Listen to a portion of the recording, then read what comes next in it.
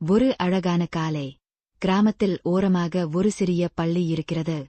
அங்கு ஆசிரியரான துரைசாமி பள்ளி மாணவிகளுக்கு புத்தகங்களை கற்றுக் கொடுத்து சந்தோஷமாக இருக்கிறார். அவன் மீது தனிவகை ஆர்வம் கொண்ட பாண்டி என்ற ஒரு மாணவி இருந்தாள்.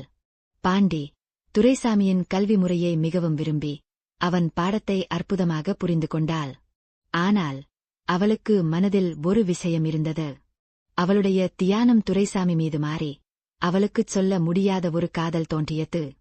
ஒரு நாள் பள்ளி முடிந்த பிறகு பாண்டி துரைசாமி ஐயா அருகிலே வந்து மனதில் உள்ளதை சொல்ல விரும்பினாள். ஆனால் அவளுடைய இதயம் மிகவும் பயமாக இருந்தது.